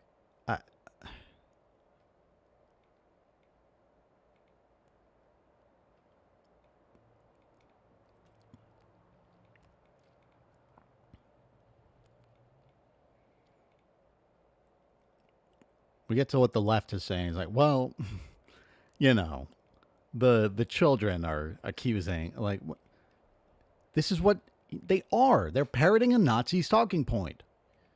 The talking point came out. We said, where's this coming from? It sounds Nazi-like.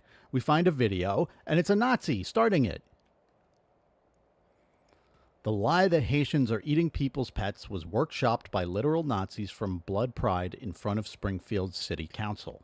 That is how this works. Again, you have every level. You have the leadership. You have the lackeys of the leadership. You've got like the media lackeys and shit. Then you have the media and capitalist infrastructure like Elon Musk and Twitter. And then you have the on the ground fucking brown shirts. J.D. Vance admitted it was fake before urging his followers to spread the lie further. Vance acknowledged that the viral and so far baseless allegations may turn out to be false, while simultaneously calling for more migrant-based memes. Let's see if his tweet is in here. Why don't you link to the tweet? God. Okay. Fuck off.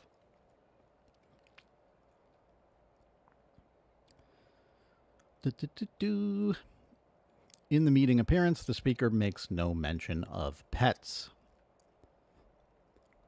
Looks like there's a good reason, because again, they're workshopping, right? So in this video, they're just talking about crime, right? They're talking about crime and savagery. You know, and you see the reaction they got, and they didn't get much traction with the right immediately when they said this. So then it becomes they're eating your pets. The right is very good at workshopping and like, you know, focus grouping this kind of shit. Looks like there's a good reason the whole Haitian conspiracy theory sounds ripped from the Nazi playbook, concluded one person. No big deal, guys. The GOP is just literally running with fake stories that source back to a literal the literal thing has to... We got to calm down with that, millennials. Literal neo-Nazi organization swiped someone else. There you go. That's what it is.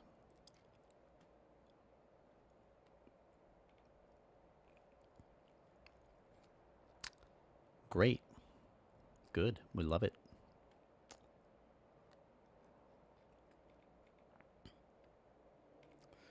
All right. Well, I think I'm going to call it for today. Appreciate those of you who stopped by. Appreciate Woke CIA Drone Pilot for, I think, being here the whole time. We got a subscriber on YouTube, Alejeko. And yeah, keep being cool, everybody. And we'll be back at it next week. Again, usually around 2 is when I'm going to try to start these. So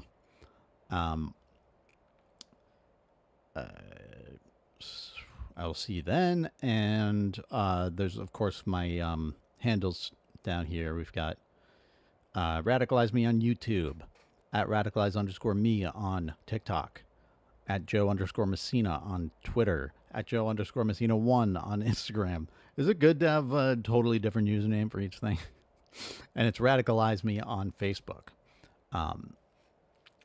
And we stream on Facebook, Instagram, Twitch, and YouTube, and soon to be TikTok if this desktop thing works out. So thanks again for joining us, everybody.